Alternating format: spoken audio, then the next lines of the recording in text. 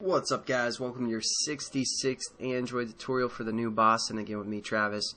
And this is kind of going to be the end result. I was just testing this out because I wasn't sure if well, I'll get into it. I wasn't sure if it'd work out or not, but this is going to be the end result. We just put a new text in there with our custom font, so that's what we're going to do.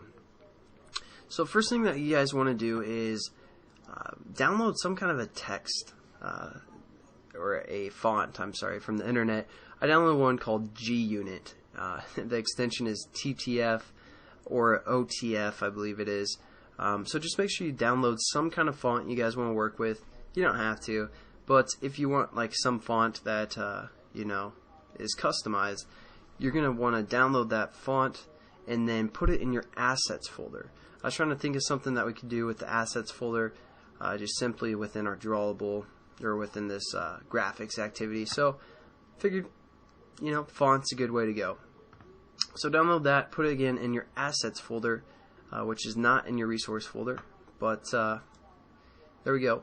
Once you have that done, what we want to do is, that's basically going to be called something called a typeface. So we need to do a typeface variable, and we're going to call this variable font. And now we can set up, after we import our typeface, we can set up that reference to our assets folder within the constructor again. So we're going to say font is equal to typeface, referring to the typeface class, dot create from assets, or from asset. And it takes in the asset manager and a string path. So we're going to click this one, create from asset. And basically this asset manager, what it's looking for is basically the context, which again is being passed into the constructor. So we're going to grab that context, and then we're just going to hit dot, and we're going to say get assets. So we're basically getting the assets from the context.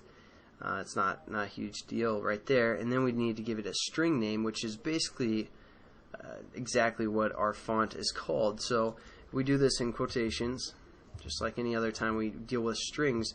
We're going to say GUnit.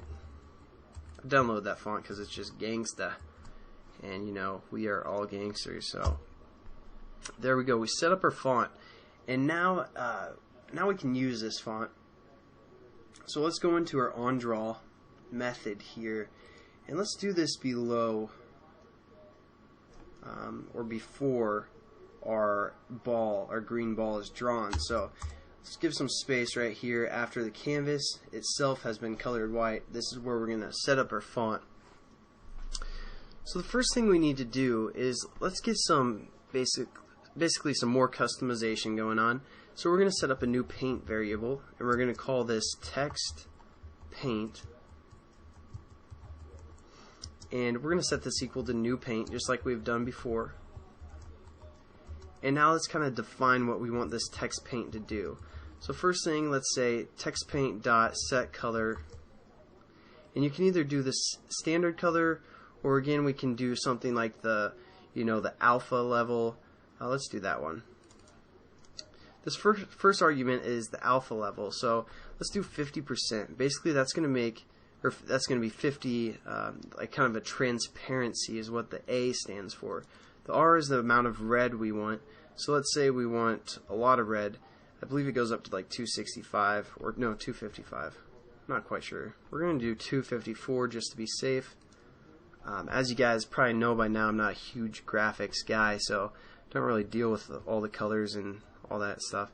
And then here's the green. So let's say you want a little bit of green in there, like 10 or something. It's probably going to be the worst color in the world. And 50 blue.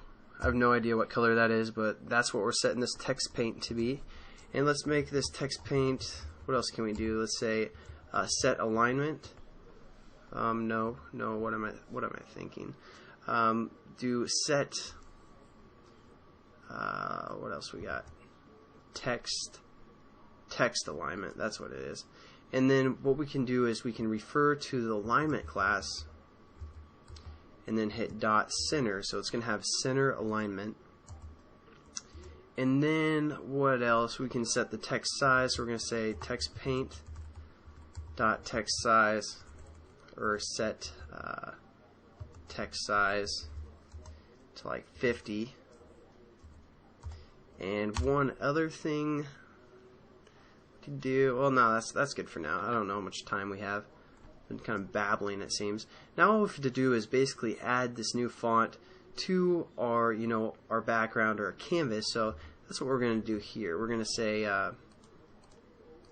just canvas dot draw text, and you want to take the one that's a string, 2 floats, and a paint variable. So for a string, this is what we actually want it to say. So we're going to say my bring back, something like that. For the X value, again, since it's center alignment, we just kind of want it in the center of our canvas. So we're going to say canvas dot get width divided by 2. So that's going to give us the center. For the Y, let's do something like 200. And for the paint, this is going to be what we just set up here, so text paint. And that will give us all that other customization that we just added. So let's save that, and we're basically done with this tutorial.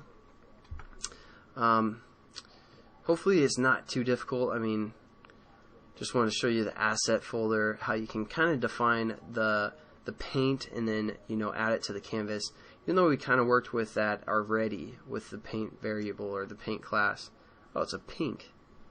Yeah, that's perfect. Pink and blue and green. This is just amazing. Oh wait, what is going on? Oh, we forgot to use our font. So one other thing we need to do to the text paint, we're going to say dot set typeface. That's the other thing we forgot.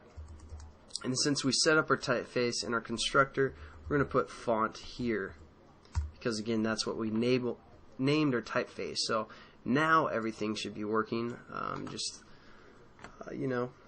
That's it's just another example of how we can just add some customization to a paint and then throw the paint in when we're actually drawing to the canvas. So there we go. We got our font now.